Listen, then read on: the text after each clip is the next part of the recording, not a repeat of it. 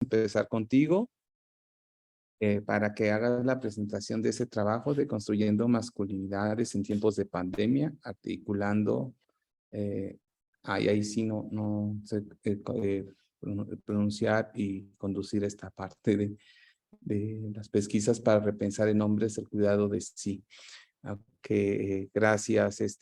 Pues adelante, Igor. ¿Les parece? Tenemos unos 10 minutos en promedio, me parece que dice la convocatoria, entonces apelamos a ese tiempo para después tener al final un espacio de encuentro.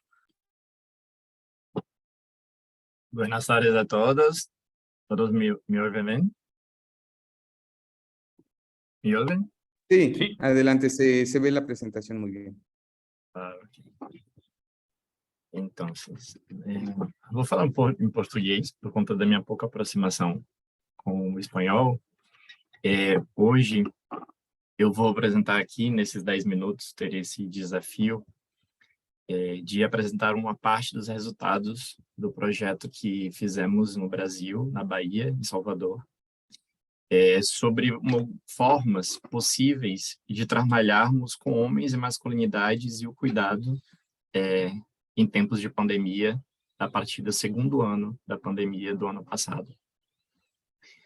Então, esse projeto surge de uma demanda de continuidade de um projeto de 4 anos que já tínhamos no mesmo lugar, de forma exclusivamente presencial, onde nós trabalhávamos com homens em grupos reunidos, socialmente, de motoristas, de mototaxistas e adolescentes vinculados a uma escola pública de um bairro periférico de Salvador.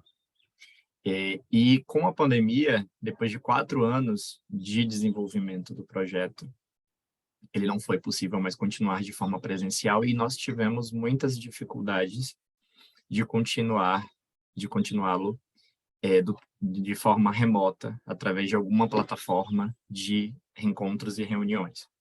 Por conta disso, nós pensamos e produzimos um outro projeto em que ele conseguiria fazer com que esses homens pudessem ser acompanhados na sua desconstrução de masculinidades de gênero, através dos contatos com alguns estudantes que se inscreveram no nosso projeto, e a partir daí a gente montou toda uma estratégia para que a gente conseguisse analisar quais eram os posicionamentos, as ideias sobre o que é ser homem, o que é masculinidade, o que é cuidar nessa perspectiva, e ajudar esses estudantes a conduzir esse processo de desconstrução com esses homens que estavam confinados com esses estudantes durante a pandemia.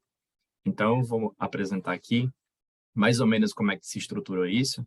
Então, o objetivo deste trabalho, neste colóquio, é descrever os resultados desse projeto de extensão, pesquisa e ensino com homens confinados por conta do isolamento social durante a pandemia do Covid-19. E o objetivo do projeto é produzir pesquisas e intervenções com homens através de sua relação com graduandos e egressos de cursos de saúde, para produzir a desconstrução de gênero, as masculinidades e o cuidado de si desses homens de forma profunda, subjetiva e singular. Então, nós começamos a nos reunir, professor, eu e estudantes e alguns egressos de cursos de saúde de nossa universidade, que é a Estadual da Bahia, de forma remota, né? Eu em Salvador e alguns estudantes, sim, tanto em Salvador também, como em outros lugares do país, mas não encontrávamos presencialmente. E, semanalmente, nós fomos construindo as propostas de como nós iríamos interagir com esses homens. Nesse caso, eu me reunia com os estudantes de forma remota, e esses estudantes ficariam responsáveis de recrutar, de selecionar homens de seu convívio, seja de parentesco, de amizade ou de conhecimento, para que algumas intervenções fossem desenvolvidas com eles a partir do que esses homens fossem falando para eles. Então, de forma presencial, os homens confinados que produziam um grau de relação com esses estudantes que se inscreveram e faziam parte do projeto, se encontravam, e os critérios para inclusão desses homens no projeto eram que teriam que ser maiores de 18 anos, de qualquer orientação sexual, identidade de gênero e de qualquer lugar da Bahia. Tinham que produzir grau de parentesco, amizade ou coleguismo com o estudante e o egresso que fazia parte do projeto. Precisavam assinar um termo de consentimento livre e esclarecido. Precisavam aceitar gravar os encontros desses estudantes egressos com eles e uma disponibilidade para pelo menos 3 encontros de pesquisa e intervenção presenciais entre o homem e o estudante egresso. E daí, desses encontros entre os estudantes egressos e esses homens, sairiam os produtos que iriam ser problematizados nas reuniões remotas entre eu, professor, e todos os estudantes e egressos que faziam parte do projeto. Então, na primeira fase, os encontros remotos virtuais aconteceram de abril a junho de 2021. Nesses encontros, eram encontros mais formativos, em que a gente discutia gênero, homens e masculinidades. E na fase 2, que se deu de julho a dezembro de 2022, a gente se reunia também remoto para discutir uma estrutura de fluxograma da coleta de dados, que eu vou apresentar no próximo slide. Discutíamos todos os dados que foram gravados e transcritos por um bolsista, monitor, que fazia parte desse projeto. Encontros esses, que eu vou falar mais adiante, que eu, junto com o monitor, nós nos reuníamos para construir outros fluxogramas síntese do que foi falado por esses homens. E o fluxograma que a gente construía, eu e esse monitor, era a base de discussão dos encontros remotos entre eu e o grupo todo de estudantes, que a gente idealizava quais as intervenções iam ser produzidas com esses homens. Então, existia, então, um bolsista monitor, que era financiado pela universidade, que fazia esse trabalho de pegar as gravações dos encontros dos homens com os estudantes e produzir uns fluxogramas síntese, que esses fluxogramas eram discutidos nas reuniões semanais, onde eram idealizadas o que a gente ia conseguir produzir com esses homens e o que esses estudantes iam fazer com eles de forma presencial. Né?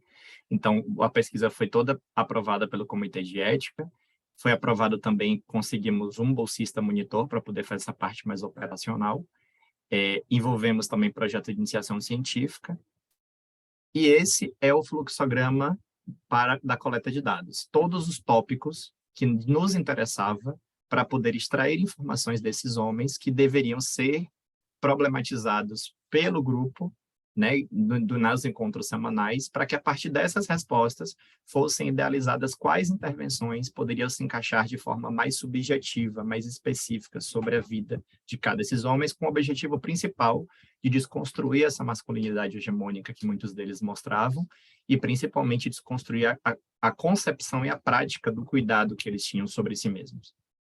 Então, rapidamente, como só tenho 10 minutos, não vai dar tempo de esmiuçar os tópicos que tem em cada uma dessas partes, mas o fluxograma de coleta de dados era composto de 2 partes, com alguns eixos, né, sobre origem, personalidade, visão de mundo, idealizações, formas de pensar, atuação profissional e sustento e renda, racismo, homofobia, violência, a masculinidade e a saúde, o cuidado e a própria Covid-19. Então, eu vou passar aqui rapidamente, como o objetivo do trabalho aqui é apresentar os resultados. Né? Então, tivemos o primeiro homem, que esse foi um esboço do fluxograma síntese das respostas que ele deu.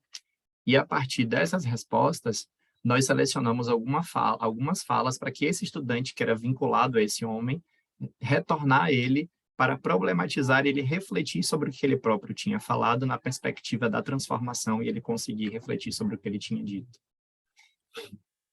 Esse segundo homem, também construímos o fluxograma, e com ele nós tivemos a intervenção de apresentá-lo vídeos para que ele conseguisse repensar sobre o conceito de masculinidade e cuidado. Esse foi o terceiro homem que nos apresentou, que esse foi diferente, uma intervenção que mais estava aproximada à ideia de vida dele, como ele gostava muito de música, e ele era um compositor músico, nós sugerimos que a intervenção com ele fosse uma composição musical, para que ele discutisse sobre o que ele pensava e nisso se produzisse uma música. O quarto homem O quarto homem, nós tivemos várias intervenções utilizando muito imagens, porque a gente percebeu que isso estava mais próximo do modo de vida dele e é da subjetividade dele. Ele era um homem preto que tinha muitas questões consigo mesmo acerca do racismo e da discriminação. Então, nós selecionamos algumas imagens disponíveis na internet para que fossem discutidas com eles e refletidas por eles, além de vídeos e outros trechos de fala que ele próprio falou. O homem 5, nós também produzimos os fluxogramas sínteses e discutimos com ele, por ele já ser próximo, ele era estudante, então nós discutimos um texto, como ele falava para a gente que era muito próximo da academia, né, e da musculação. Ele começou a questionar que modelo de masculinidade era próximo ao heterofilismo, às práticas corporais que incentivavam as construções de ego. Então, a gente selecionou alguns trechos desse artigo que foi publicado aqui na Revista Latino-Americana de Geografia e Gênero e discutimos com ele, para ele repensar qual era o lugar da musculação e também uma intervenção com imagens acerca dos estereótipos negros na sociedade.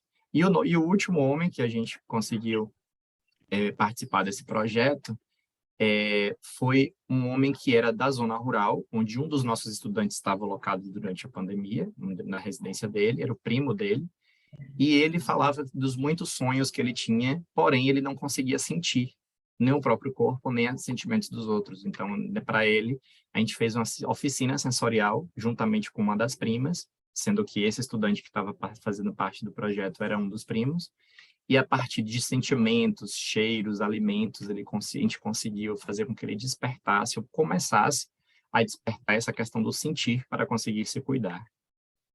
Então, alguns desses resultados... Um minuto, ok, obrigado. Como os resultados, a gente tem que... a gente teve uma imersão acerca da singularidade dos homens e essas masculinidades plurais, uma abertura ao novo e ao devir de novo modo de ser dos homens a partir desse contato subjetivo dos estudantes egressos com homens que eram do seu convívio, que estavam nesse momento pandêmico de isolamento social, e a gente podia construir juntos, né, estudantes e professores, formas de fazer com que tanto o cuidado como as masculinidades fossem desconstruídas a partir de um mergulho em si. Então, a gente conseguiu também, com o projeto, todos esses homens, nas gravações das intervenções posteriores, a gente conseguiu perceber que eles se reconheceram diferentes com esse trabalho. Né, que eles, no momento propício, como isolamento social, também poderia servir para que eles repensassem como seria o cuidado e a vivência das masculinidades dentre eles, a partir das intervenções que surgiram no projeto, a partir das próprias falas que eles deram no primeiro momento. Então, aqui estão algumas referências e eu agradeço. Falando a frase também. Gratidão. Muchas gracias, Igor. Más adelante tendremos la oportunidad de, si hay algo que deseas agregar, con todo gusto. Bien, vamos a pasar al trabajo de Lilian, Conceição, Álvaro Pereira, Anderson Reis de Souza.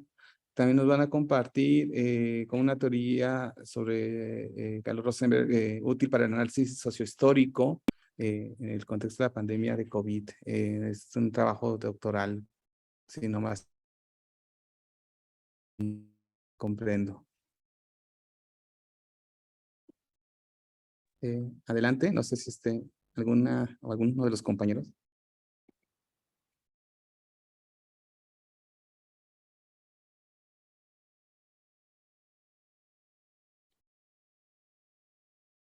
Adelante, compañero, compañera.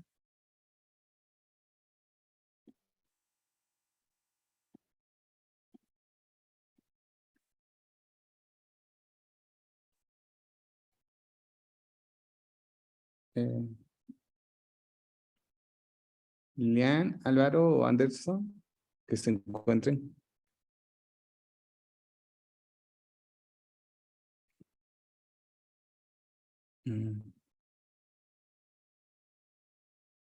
Si no, también podemos pasar a, bueno, si no está, podemos pasar con tu trabajo, Eduardo.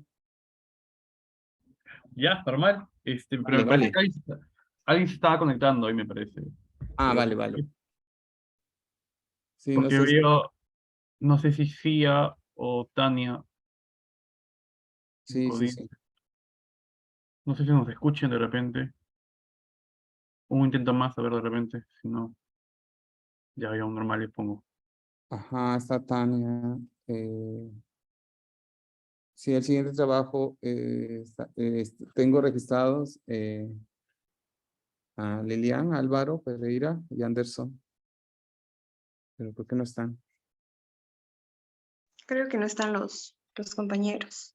Ujú. Si no, empezamos Eduardo y al final igual comparto lo mío y si hay algo más que se haya quedado en el tintero, con todo gusto. Ya, perfecto. Entonces, gusto verte, Filo, nuevamente. Vamos a compartir pantalla. Ahorita, por favor. ¿Me avisan si se ve, por favor, ahí? Excelente, se ve muy bien. Y si se va pasando, también me avisan, por favor, porque a veces esta tecnología nos juega unas pasadas medias extrañas. Bueno, buenos días con todas, con todos, con todos. Un gusto. Mi nombre es Eduardo Cárcamo. Bueno, y lo más importante que de mí es que soy papá y, bueno, actualmente terminando ya una maestría en antropología social en la Universidad de Cusco, acá en Perú. Esta presentación del día de hoy es una autoetnografía sobre la paternidad en tiempos de pandemia, eh, titulada Dejar de vernos no es dejar de sentirnos. Voy a, así, siguiente lámina. El contexto rápidamente para que se ubiquen un poco, porque sí que cada país, cada uno de nuestros países ha vivido realidades diferentes en el desarrollo de la pandemia, pero lo más importante, creo yo, para poder enmarcar el contexto de la presentación es que en el Perú, los primeros meses, más o menos desde el 15 de marzo del 2000 hasta el 26 de junio, un periodo bastante extenso, el gobierno decreta la inmovilidad. No podíamos salir de las casas. O sea, no había forma de salir. Entonces, no había autos para salir, no había forma de salir. Y si tratabas de pasarte de un distrito a otro, eras levantado por los militares, no por la policía, y era algo muy complejo, ¿no? Ese es un primer contexto general. El contexto específico, que yo soy un padre de mi primer hijo, tenía ya 6 meses separado con la mamá, con Fiorella, que es la mamá de mi hijo, de mi primer hijo. Este, yo tuve el privilegio de los 3 primeros años con 9 meses de Matías de poder estar con él. Decidí dejar de trabajar, por así decirlo, pero trabajaba todavía en casa y hacía, por así decirlo, consultorías y me permitía estar mucho más tiempo con Matías. Fue una decisión y un privilegio que tuve. Pero cuando me separo de él, igual mi rutina y mi cotidianidad seguía siendo yendo a la casa, visitándolo, estando ahí con él constantemente, pero cuando llega la pandemia eso se corta, ¿no? Entonces, porque ya no podía salir de casa. Entonces, esta autoetnografía está en ese contexto en el cual dejo de ser el cuidador principal, paso a ser el cuidador un poco a distancia, muy a distancia en realidad, porque nos podíamos comunicar, pero no podía estar presente en su vida, y los meses después, en el que ya se reduce un poco y hay mayor actividad y lo puedo ir a ver y estar con él, ¿no? Entonces, esta autoetnografía es, como ya les dije, está enmarcada y en ese periodo yo hice anotaciones bibliográficas de todo el proceso de lo que iba pensando, iba sintiendo, iba registrando en cada una de las ideas, emociones, sentimientos que iba teniendo, y también las de mi hijo cuando conversábamos. La primera es el otro sentido de la paternidad. Mi paternidad, digo, cobra sentido en el conjunto de prácticas, acciones, sentires y procesos y que se realizan racionales y emocionales que se construyen con el tiempo y que además necesitan de otro que los reciba y que los busque también. Donde fui construyendo mi paternidad, como fui construyendo mi propia representación de padre, esta reflexión surge de manera más consciente cuando recuerdo mi presencia activa en la vida de mi hijo. Me había acostumbrado a Matías, a verlo, a cuidarlo, a abrazarlo. El ya no poder hacerlo me hace sentir extraño. Es inevitable sentir que me hace falta, que me hago falta, yo mismo siendo su padre. Cosas tan innecesarias toman peso en estos días. El jugo de papaya, con el pan tostado, con un poco de mantequilla, las frutas de media mañana, extender la ropa juntos y guardarla de golpe y sin ningún tipo de orden. La comida tan mal preparada para tan comida por ti, bailar juntos canciones mientras buscábamos pronunciarlas. La paternidad cobra sentido justamente en ese conjunto de prácticas realizadas con mi hijo, ¿no? La paternidad no cobra sentido por sí sola, sino el conjunto de interacciones que voy a tener con él. Por otro lado, el otro punto que rescato acá es el peso del activismo y la coherencia, ¿no? En el mundo de la dinámica, en las dinámicas del activismo, yo viniendo del activismo de las paternidades, y en este periodo, pues, de no estar tan cerca a mi hijo, entro en este proceso de lejanía con mi hijo, generar una nueva redistribución de las tareas de cuidado y las tareas domésticas, las cuales pasan a ser asumidas casi totalmente por su madre, ¿no? Su mamá asume totalmente en ese periodo de tiempo todas las tareas, y uno empieza a entrar en una reflexión, autorreflexión sobre lo que significa eso, lo que podría significar, ¿no?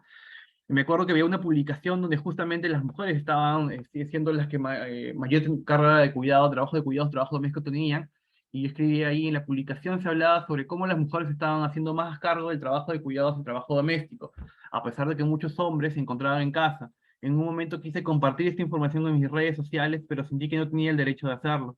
En este contexto de ya no cumplo con las tareas de cuidado y las tareas domésticas como antes, ¿podría hablar de eso? La paternidad para un activista cobra significado desde las propias prácticas que cuestionan el modelo tradicional.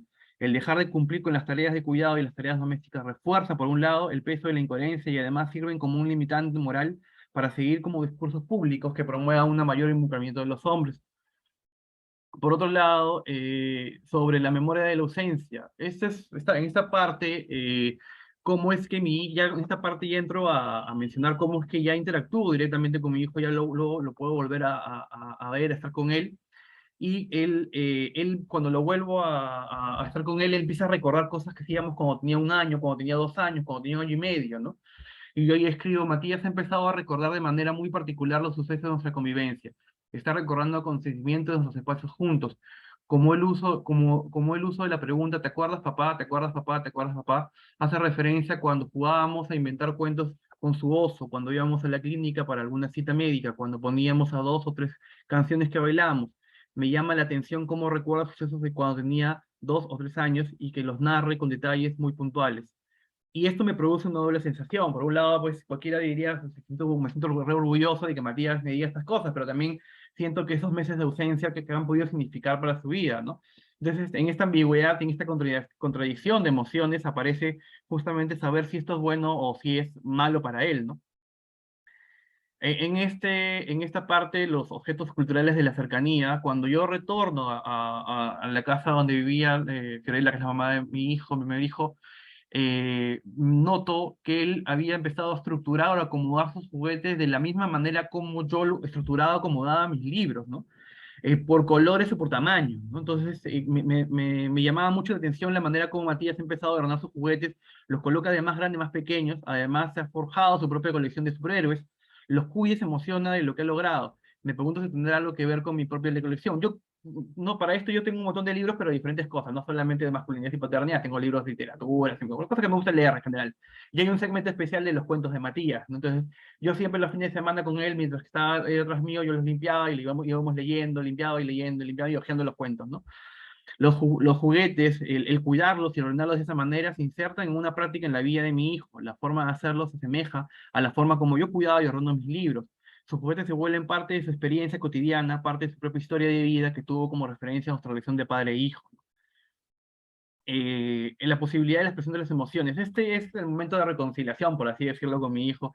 Yo no había hablado con Matías de lo que significaba el no haber estado presente en estos meses con él, y en este testimonio es el que da cuenta justamente de esa reconciliación, por así decirlo.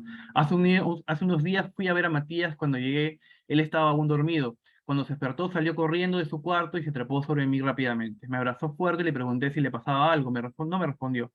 Aproveché ese momento para hablarnos de lo que sentíamos. Le pregunté si me extrañaba y movió la cabeza de manera afirmativa. Luego se cubrió el rostro y yo lo abracé. Y también lloré con él. Le dije que también lo extrañaba y que me hacía mucha falta. Cuando ambos pudimos expresar lo que sentíamos, decidí transformar esa emoción en algo positivo, en algo que él mismo pueda sentir siempre como parte de él y que podía hacer cada vez que me pensara en mí. Un acto de magia. Matías creció pensando que yo hacía trucos de magia, así que le dije que él tenía el poder para transformar esto que sentía y hacerme aparecer cuando él quisiera. Quisiera llamar en ese momento como un espacio de reconciliación, un espacio previo para comprender las cosas que son necesarias y poder seguir creciendo. A través de las emociones y las posibilidades de expresarlas, ambos hemos reconciliado una parte de nosotros. Ambos volvemos a hacer lo que de manera simbólica hemos construido cada uno del otro. Matías sabe que sigo siendo y que siempre seré su papá, y yo sé que él siempre será mi hijo. Y ya por terminar, el significado del padre de los ojos del hijo. Matías, en este periodo, cuando llega la pandemia, mi hijo no puede entrar al colegio, los niños hacen esta idea de vincularse de manera por cámara, por Zoom, y él empieza a desarrollar muchas habilidades, y también, no tengo que negarlo, como a dibujar, ¿no? Y nos dibuja claramente a su papá y a me agrada mucho que nos dibuja por igual en el mismo tamaño. Me quedan 5 minutos, me queda un minuto, perfecto, ya voy a acabar, Silvia, no te preocupes. Justito voy a acabar ya. Y Matías ha empezado, y ahí escribo, ¿no? Matías ha empezado a dibujar con mayor claridad a su mamá y a su papá. La profesora le ha pedido que dibujen a su familia y estuve al tanto de lo que él iba a dibujar. Nos ha dibujado ambos del mismo tamaño, en un lado su mamá y en el otro lado yo. Lo curioso del dibujo es que me ha dibujado con los ojos abiertos y sonriendo. Le he preguntado a Matías por qué la sonrisa y él me ha dicho, me gusta verte sonriendo. Una de las cosas que he procurado es que mi hijo sepa y sienta lo que yo siento por él, no solo de manera verbal, sino de manera corporal, con besos, abrazos y cariño. Mi hijo me percibe como una persona capaz de hacer eso, capaz de conectarse con sus emociones y transmitirlas, capaz de estar dispuesto y atento a abrazarlo y a cargarlo. En ese simbolismo, él construye un significado de lo que es un papá. Quizás en eso un inicio para construir su propia paternidad cuando él lo decida. Y el dibujo en cuestión es ese, ¿no? Ese es el dibujo que Matías hizo de mí en ese periodo. Bueno, y acá justamente acabo mi presentación. Gracias a todos y a todos. Gracias, Eduardo. No, pues es muy interesante cómo vamos recopilando experiencias desde adolescentes, desde muy jóvenes con el trabajo de Igor a través del arte y ahora tu trabajo a través de este encuentro con el hijo, en este diálogo, en estas también estrategias que van generando puntos, ¿no? Y pues así, de verdad me emociona escuchar las experiencias porque pues tenía mucho tiempo que no venía al Congreso de Masculinidades por diferentes razones, pero ahora encontrarme en la creatividad que podemos generar desde el corazón, híjole, es muy bonito. Muchísimas gracias. No sé si se encontrará, ya estarán nuestros compañeros, compañeras que van a presentar este trabajo. Lilian, no sé si se encontrará Álvaro o Anderson. Si no, pues ahorita esperamos y presento. Y bueno, pues bueno, yo voy a presentar un trabajo coordinado con Elba, un trabajo que arranqué con Elba siempre haciendo trabajo, siendo una de mis pues mejores críticas, pero también compartiéndome inquietudes. Cuando arrancamos la pandemia, al inicio de la pandemia en marzo del 2020, pues no nos esperábamos que esto pasara mucho, ¿no? Entonces, uno de los elementos que me fui encontrando en el camino, que aparte, bueno, pues ya se venía dando con las estrategias en diferentes partes del mundo. Recuerden que también tuvimos el Congreso Ubuntu en este intermedio. Y pues yo daba talleres de manera presencial y con la pandemia dejé de hacerlo.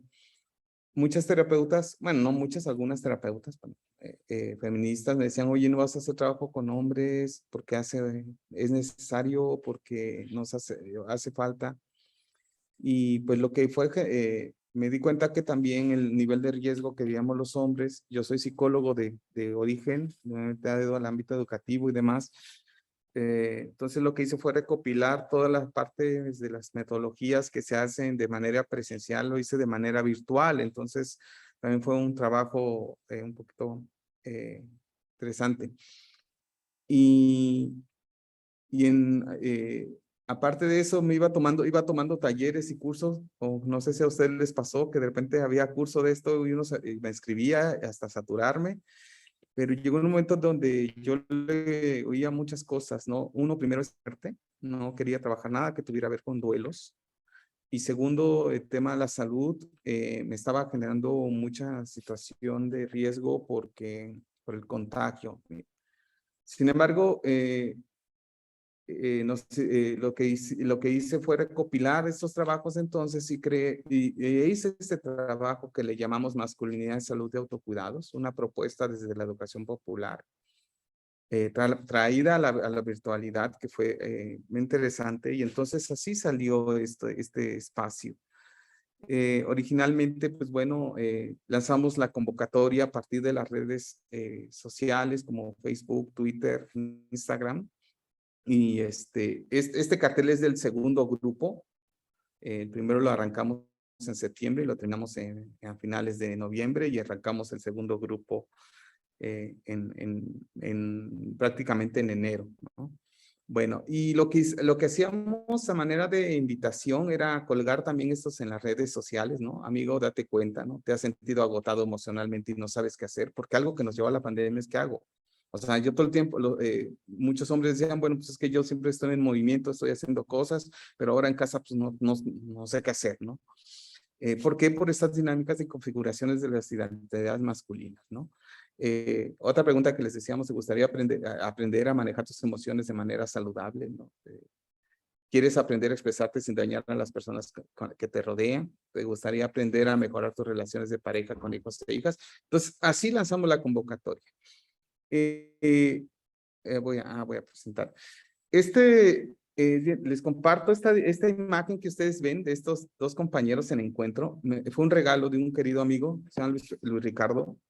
Él es monero, aquí poblano, y le dije lo que estaba haciendo y me regaló esta imagen, ¿no? Entonces, muy cariñosamente se volvió el logo porque ese era lo que buscábamos. Entonces, muy rápido, les comparto que esto surge pues entonces a través de hombres que buscan contención, o sea, era interesante dónde van, a terapia no iban a ir, pero por lo menos un espacio sí. Llegaban remitidos por terapeutas, amigas, redes sociales, ¿no? Tuvimos 2 grupos, un pilotaje control, es decir, se inscribieron 16, terminaron 12, fueron 9 sesiones y una extra, porque decían, es que no abordamos algún tema, ¿no? Pendiente. Perfecto. Y el segundo grupo fue un grupo abierto, ¿no? Entra a la sesión que tú gustes, son todos determinados días, dura entre hora y media y 2 horas. Si no puedes, en la otra semana, pues entrar en 15 días. Y eso, fíjense que yo no me daba cuenta que favorecía el que los compañeros no se sintieran tan presionados por estar, ¿no? Sin embargo, también me di cuenta que generó cierta adherencia y porque algunos compañeros que estuvieron en el primer grupo mandaban algún amigo o conocido al segundo grupo. Hablábamos de por qué era importante trabajar con y entre hombres desde las masculinidades, cómo hablamos los hombres de nuestra vida emocional, cómo cuidamos nuestra salud. Yo no quise entrarle de inmediato al tema de la violencia porque algo que yo notaba es que ellos necesitaban hablar y decir cosas. Y entonces, por supuesto, la violencia estaba inserta. Sin embargo, quise ir jugando con esto con lo que llegaban a las sesiones, ¿no? ¿De dónde parto? De 3 elementos muy importantes para mí. Ha sido la pedagogía del oprimido a la pedagogía de la esperanza, ¿no? Yo le puse entre paréntesis la liberación del patriarcado, retomando toda la propuesta de Paulo Freire, ¿no? Para mí fue fundamental jugar un poco de las lecturas. Dije, bueno, pues si ellos y yo queremos construir otras formas de relacionarnos en la pandemia, ¿cómo construir una conciencia? ¿Cómo humanizarnos ante un proceso muy fuerte, doloroso y sobre todo de encierro, ¿no? Es decir, esta opresión también que sentían emocionalmente y sentíamos. De Rita Segato, ¿no? Desmontar estos mandatos de la masculinidad, de estas formas de violencia que se notaban en el contexto de la pandemia. Y pues de Fina Sanz retomo de sus textos El Buen Trato como proyecto de vida, es decir, cómo desarticular todo este proceso que traemos los hombres en un espacio de encierro, por decirlo así, ¿no?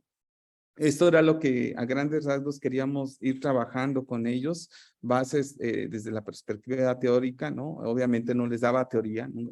Algo que tenían el modelo no les daba teoría, eran ejercicios de reflexión. Y bueno, pues a grandes rasgos estas son las bases con las que trabajo, que no me voy a centrar en ello. Hacia masculinidades no hegemónicas, ¿no? Es decir, ¿cómo le nombramos? Masculinidades igualitarias, positivas, pues hacia masculinidades no hegemónicas, cultura de buen trato y cultura de paz, ¿no? Nos fuimos hacia allá. Violencia sin discriminación, sexismo, machismo y racismo, porque con el encierro hablaban que veían diferentes series, ¿no? Y muchas de ellas tenían contenidos de este tipo. ¿no? Prácticas de igualdad, respeto y equidad hacia uno mismo, hacia otras personas y construir espacios seguros.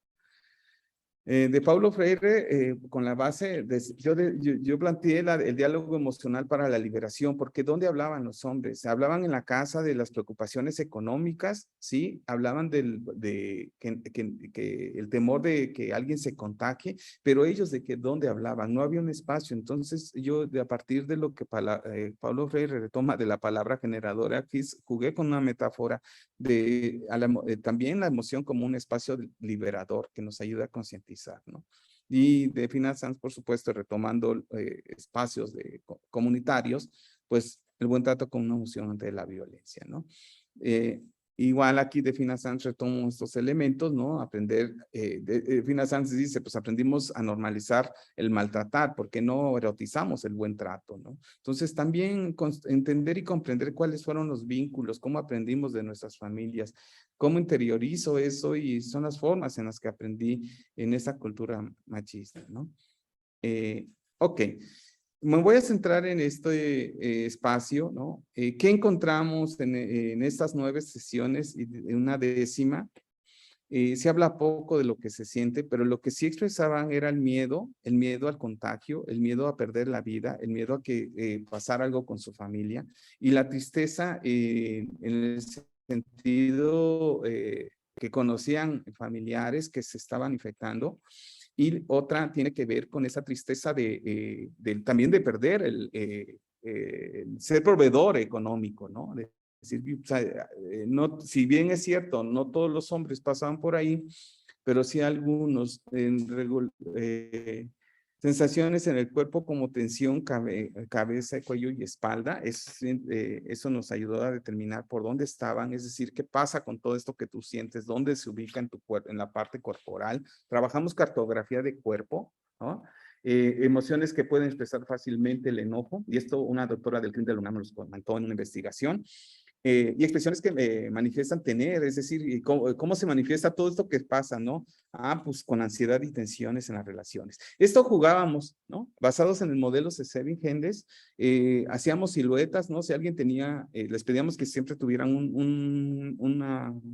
una libreta y un bolígrafo, y entonces dibujar siempre el cuerpo, ¿no? Y entonces jugábamos mucho con ellos para que detectaran dónde estaba dónde está pasando la situación, ¿no? Un evento, pues vamos a hablar de paternidad, ok, ¿cómo vive la paternidad? No, pues me preocupa esto de como papá. ¿Qué te preocupa con tu hijo? ¿Qué te escuchas? No, pues me enojé porque mi hijo no hizo el quehacer hoy, ¿no? Y él le tocaba. Bueno, ¿qué pensaste cuando escuchaste eso o viste? Pues me enojé, pensé que es un niño que no sirve, que no valora lo que tiene. Entonces, ubicamos la parte cognitiva. ¿Qué sensaciones pasaban en tu cuerpo? ¿Tensión en dónde? Emocionalmente, ¿dónde se ubicaba? Y bueno, y todo esto, ¿qué consecuencias tuvo esa emoción en tu pareja, en la familia, en el trabajo incluso y contigo mismo? Eso fue un eje central para que los hombres pudiéramos entonces mapear, cartografar nuestro cuerpo, ¿no? ¿Qué consecuencias encontramos con el grupo piloto y el segundo grupo que estoy terminando de sustraer toda la información? Tensiones en las relaciones familiares, ¿no? Desgaste emocional, cansancio físico y mental. Eso era impresionante porque decían, bueno, pues ahora qué hacemos, no podemos salir, no podemos visitar a la familia. Uno de los miedos era también la pérdida del papá o de la mamá, quienes todavía les vivían, ¿no? Y bueno, algo muy importante era que los compromisos, o sea, después de cada sesión, bueno, durante la sesión hacemos preguntas detonantes, nos íbamos al tema corporal o algunos ejercicios de relajación, pero también buscamos que hicieran compromisos, que se llevaran algo. ¿Cuál es tu compromiso? Pues reconocer mis sensaciones del cuerpo y pensamiento. Y esta también se volvía en una tarea, porque decíamos, en la siguiente sesión nos dices cómo te fue. Entonces sí se iban aparte comprometidos, como que sentían que algo o sea, que les íbamos a revisar como si fuera yo el maestro de la clase, ¿no? Decía, no, vamos a compartir cómo nos está yendo, si no esto, ¿cómo sabemos que está funcionando, no? Entonces, a grandes rasgos, alimentarse sanamente, decían, bueno, es que como mucho, bueno, ¿a qué te comprometes? Alimentarte sanamente. ¿Qué es alimentarte sanamente? Entonces hacía yo preguntas. Pues bueno, es que como mucho pan, ¿no? ¿Cuántos te comes, no? Pues 7, uno cada día. ¿Qué vas a hacer hacer? Pues reducirlo a 5. Perfecto. Esa es tu tarea de esta semana. Lo que buscamos es que alimentarse sanamente es muy, híjole, pues es tan grande que no sé, y entonces nos enfocábamos una tarea, ¿no? Expresar lo que siento sin dañar igual, o regresamos, ¿cómo le vas a hacer tú para esto? ¿No? Reconocer mi vulnerabilidad, eso lo hacían algunos pocos hombres porque se daban cuenta que el que no hayan pasado por COVID en ese momento, no quería decir que no les sucediera, ¿no? Y bueno, algunos mejoraron sus relaciones familiares, no quiero decir que todos, ¿no? Conocieron mejor su cuerpo, eso era impresionante. Los hombres disociamos el cuerpo físico, ¿no? O sea, el material de lo emocional mental. Y identificar sus violencias y estrategias para detenerlas. Hacíamos algunos ejercicios sobre esto. Ya voy cerrando porque creo que ya me pasé, ¿no? Y bueno, pues esta es la propuesta que tuve para el grupo Masculinidad, Salud, Autocuidados. Después lo regresé y actualmente lo estoy haciendo cada 20 días. Bueno, ahorita por cuestiones de mucho trabajo y agendas, yo trabajo en la BOAT también, o sea, también este proyecto lo presentamos como Autónoma de Tlaxcala, porque en la Universidad Autónoma de Tlaxcala, aquí en México, hicimos un pilotaje con hombres universitarios y está siendo bien interesante porque en el proceso de pospandemia también se encuentran con estos malestares de la masculinidad, porque están regresando. Por un lado se sienten contentos, pero por el otro hay temor todavía del contagio, ¿no? Si bien es cierto, no sé cómo estén en otros países, por lo menos en México el nivel de contagios ha disminuido, el nivel de mortalidad en hombres también ha disminuido y de mujeres. En México, nada más les comparto, la primera causa de muerte en hombres de 35 a 64 años registrados en el año 2021 fueron en hombres, ¿no? Entonces, creo que es el panorama que tenemos global en esa condición. Pues bueno, no sé si estará alguna de nuestros compañeros, compañeras, o gustan hacer una pregunta. Está Igor por ahí, está Eduardo, con relación a las propuestas que se presentaron.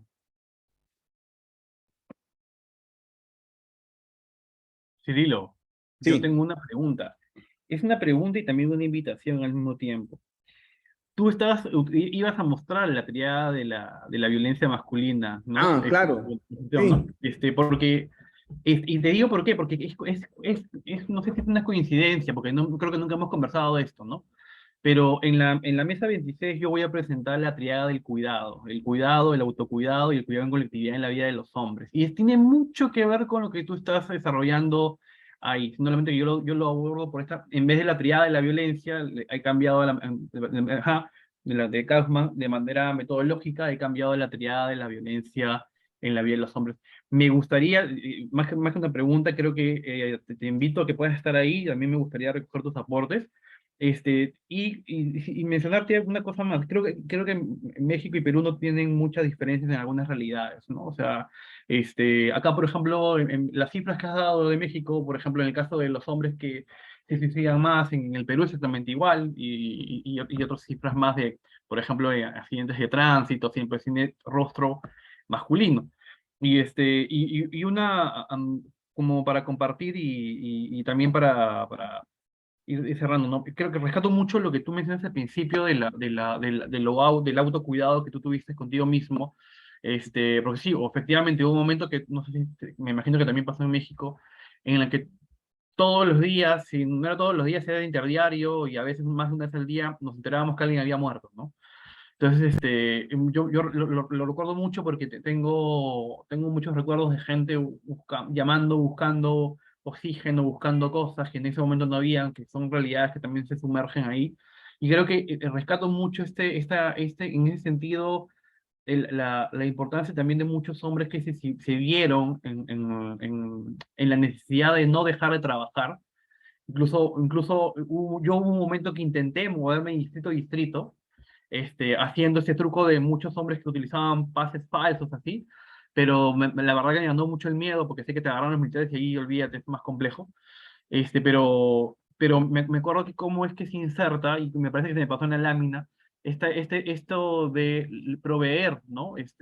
Cómo el riesgo del COVID pasa a un segundo nivel y por ponerse en primer nivel, el no dejar de ser proveedor, porque claro, y en esas características no nos damos cuenta que efectivamente, incluso pensando en las políticas públicas, licencias como la de paternidad no van a afectar al grupo grueso de hombres que tienen trabajo no formal, ¿no? Sino más bien informal, ¿no? Entonces, acá en Perú pasó exactamente igual. El COVID, el 76% de muertos en el Perú tiene rostro masculino, ¿no? Por prácticas de autocuidado, por prácticas de no dejar de, por no cuidarse, sí, efectivamente, por otros elementos indirectos y directos, pero también muchos de esos varones no dejaban de salir a trabajar en la época de pandemia, ¿no? Y una cosa anecdótica es que en Perú se instauró una ley de 1 por 1. Un día salían los hombres y un día salían las mujeres, ¿no? Entonces, incluso, y generó muchas, chacota, burla, que los hombres fueran a comprar al mercado, que no iban a reconocer ciertos elementos, o que no iban a salir a reconocer o a hacer las compras. Entonces, todos igual quería compartirlo de manera de, más que una pregunta, manera de un compartir experiencias y vivencias, ¿no? Eso, amigo. Muchas gracias, querido Eduardo. Y sí, la triada lo puse, pues, no dije, voy a brincarle por el tiempo, pero sí, porque algo que, pues, no sé si ustedes en donde viven y hay un reclamo de los hombres, es que a los hombres también nos matan, los hombres nos pasan, ¿no? Hasta que la triada de la violencia masculina les digo, claro, o sea, nos matamos en el machismo. Entre los 15 y 34 años de edad, la primera causa de muerte en México, o sea, es en hombres, son los homicidios, crimen organizado. Entonces ahí les digo, es preocupante. Claudia Benavides dice sobre la primera ponencia de la de Igor, dice muy interesante la de construcción de masculinidades en cuidado de la salud. Se fue abordando con los diferentes hombres de estudio, con videos, historias, fotografías, todo para llegar a una reflexión a cada uno. Y es bien interesante. Gracias por, Igor, no sé si tienes algo que quieras seguir compartiendo, adelante. Y bueno, Claudia también nos comparte, dice, sobre la segunda ponencia, muy bonita la experiencia de la autoetnografía. Es algo que se puede ajustar y adecuar para los papás para que los papás trabajen en las escuelas de padres, ¿no? Muy bien, gracias, Claudia. Y bueno, gracias también, bueno, con relación a lo que he presentado, bueno, el abordaje conceptual sobre masculinidad y buen trato. Ante la pandemia, una preocupante, y de ahí surge el tema del autocuidado. Bueno, no es algo mío, seguramente lo he retomado de los trabajos de las compañeras feministas, sin duda alguna. Y en el trabajo con hombres, seguramente con algunos compañeros, entre ellos Beno de Kaiser, y no es, entre una hipótesis, seguramente ya debe haber trabajo sobre esto, pero era en la medida que los hombres aprendemos a generar prácticas de cuidado conscientes, más desde una perspectiva humanista, una perspectiva basada en derechos humanos, y con las bases de que el feminismo nos ha dado, me parece que en esa medida los hombres podemos ir desmontando poco a poco las prácticas patriarcales. No estoy diciendo que sean completas, porque tienen que ver otros elementos, pero si un hombre se aprende a cuidar de sí mismo en un sentido como un valor desde esa ética del cuidado, pues de ahorita que decías, espero darme ese espacio, si desde esa ética del cuidado aprendemos los hombres, que desde esa ética podemos aprender también a cuidar y acompañar, ¿no? Porque uno de los problemas era que no se enfermen, o sea, que no se enferme la familia. La pregunta es, ¿qué vas a hacer tú para que también te cuides, ¿no? Y no sé si hay alguien más de las compañeras que quiera compartir algo con relación, o compañeros, con relación a los trabajos. Igor, adelante si quiere, si gustas, puedes nutrir más si por ahí se quedó algo pendiente. Olá, eu não estou mais com o vídeo disponível aqui, mas vocês me ouvem, né? Existe uma articulação, né, entre o trabalho que eu apresentei e o de vocês, o Cirilo e do Eduardo, por conta desse conceito do que é cuidado e como a gente aprende ele, né? Como nós, homens, somos colocados nessa arena do cuidado de uma forma estritamente fálica e desresponsabilizada, vamos dizer assim. Então, quando a gente começa a estudar sobre essas questões das masculinidades, a gente percebe que quem está mais na ponta não tem tanto essa abertura para essa desconstrução, e é uma coisa que a gente precisa promover para todos.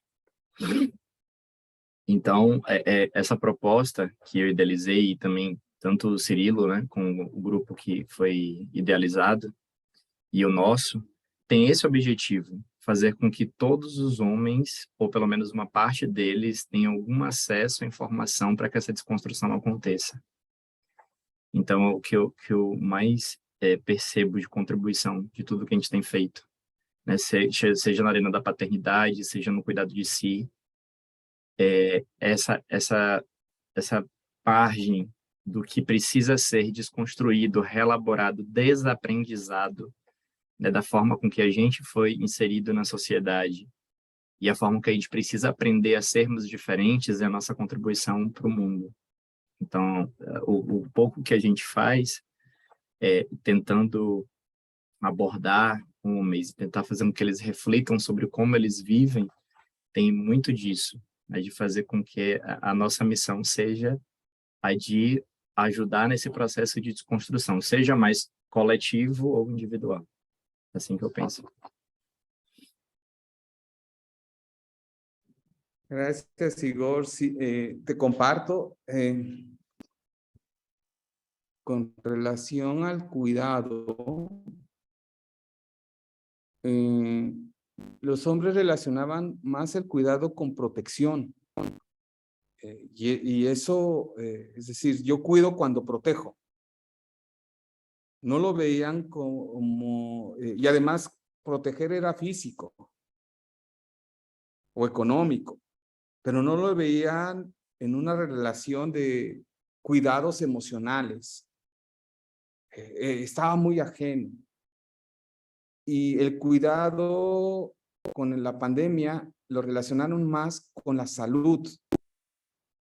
No sabían qué hacer, decían, ¿no? Porque además, bueno, ninguno de nosotros sabíamos qué hacer, ¿no?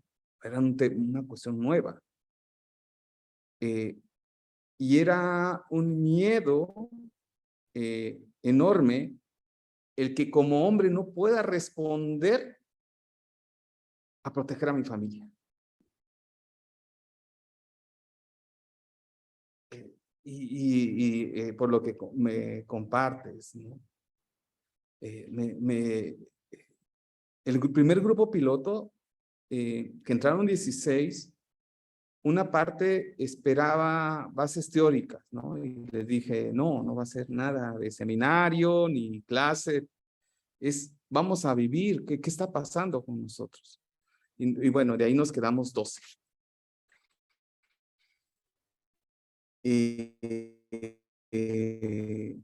Y sí, los compañeros que llegaban eran compañeros, la mayoría con estudios universitarios, la mayoría. Solamente 4 no tenían estudios universitarios. Sin embargo, les voy a compartir que ellos eran los que más nos aportaban sus experiencias. ¿En qué sentido? Eran los que más abordaban el tema del miedo, de la tristeza, y eso ayudó a que los demás compañeros fueran compartiendo poco a poco. Y sí, tiene que ver con lo que señala Igor, que es bien interesante. Que cómo vemos los hombres el cuidado. Yo creo que nos va a seguir invitando y ver al rato el trabajo de Eduardo. ¿Cómo vemos los hombres el cuidado? ¿Hubo cambios o están habiendo cambios? ¿O hacia dónde vamos? Y me llevo una tarea para mí, para seguir trabajando en eso. No sé si alguien más. Ajá.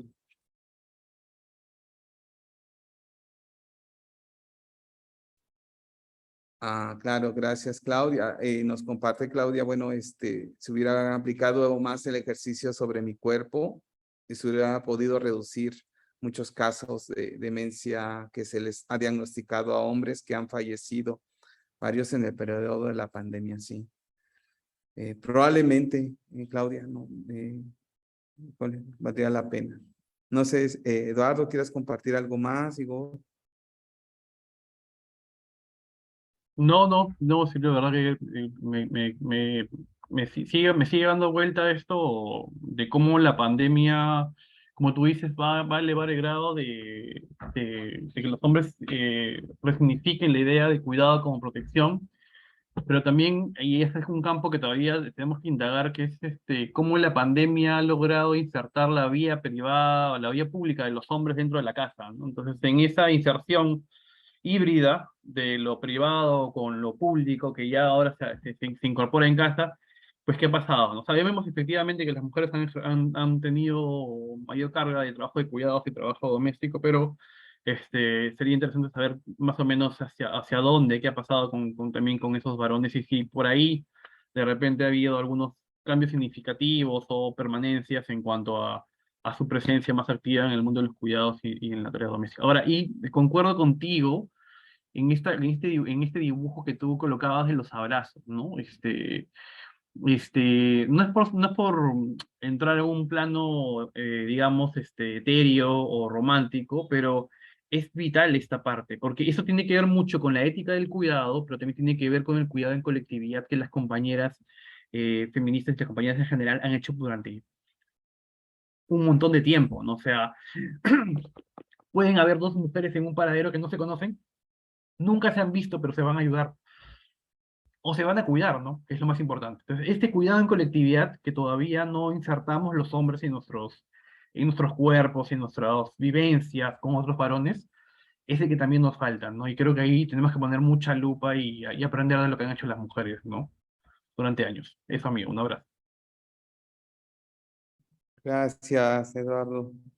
Sin duda alguna, también de ir desmontando el cuidado solamente con lo femenino, ¿no? Y eso, seguir explorando. Igor, en tu trabajo me pareció bien interesante el abordaje con población muy joven, muy adolescente.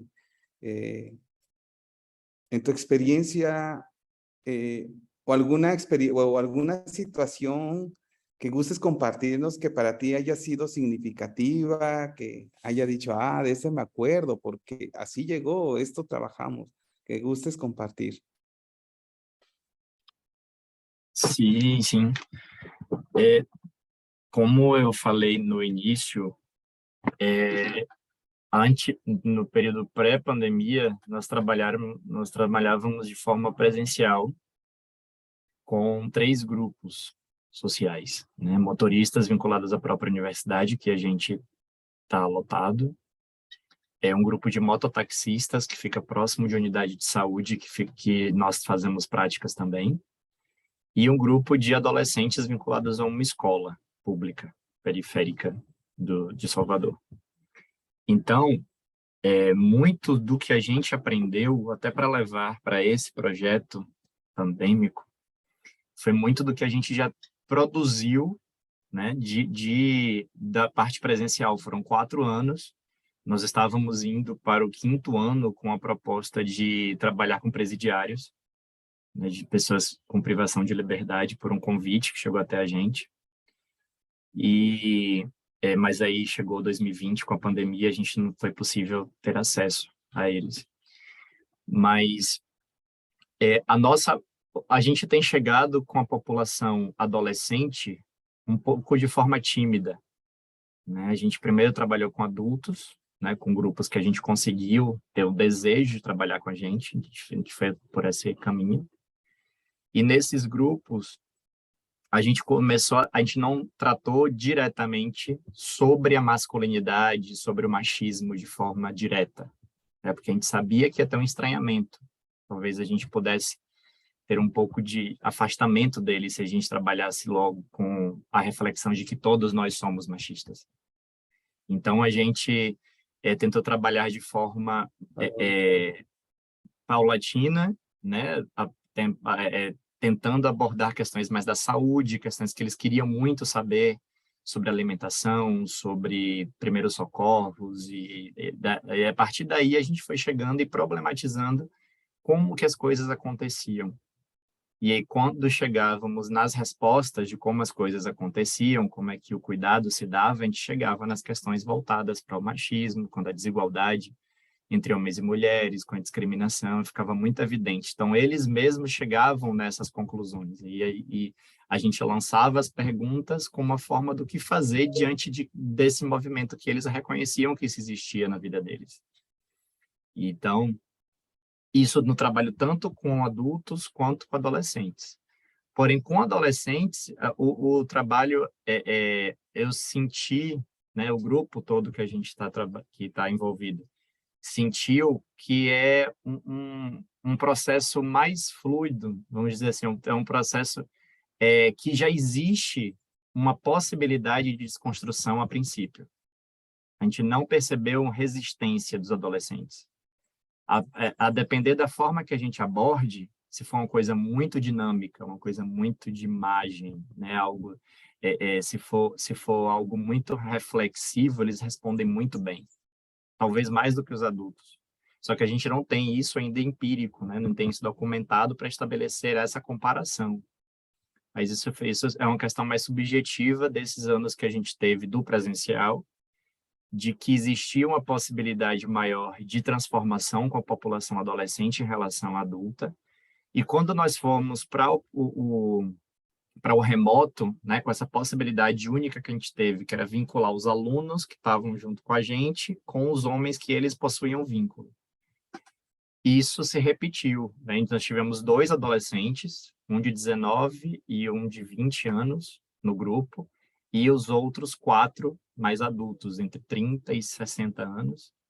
E isso também se repetiu. Eles estavam mais abertos para ouvir, mais abertos para refletir, mais abertos a se desconstruir, os adolescentes. Então, não sei se um dia será viável que fizermos atividades ou de extensão ou de pesquisa com crianças. Mas isso é uma possibilidade que a gente avançar, né, a cada vez com menos idade, a gente possa produzir, né, dados que a gente tem essa visão, essa imagem futura de que trabalhar com crianças realmente é o caminho que a gente tem para poder mudar uma cultura e pela igualdade de gênero, principalmente. Muchas gracias, Igor, por compartirnos un poco más y profundizar. Me parece muy valioso el trabajo que han realizado y sobre todo en el espacio donde se hace. Nuevamente, gracias.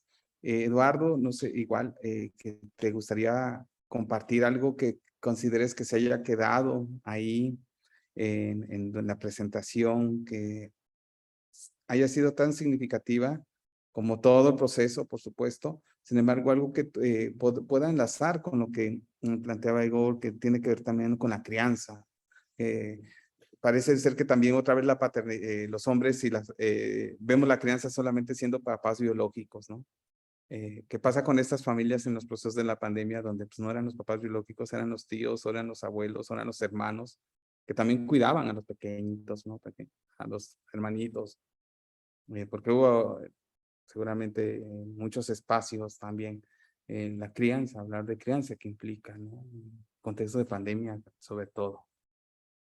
Y también hablar de crianza en modelos familiares diversos, ¿no? En la diversidad de familias, ¿no? Porque, como te digo, yo en mi experiencia, pues al separarme de Fiorella, que es la mamá de Matías, es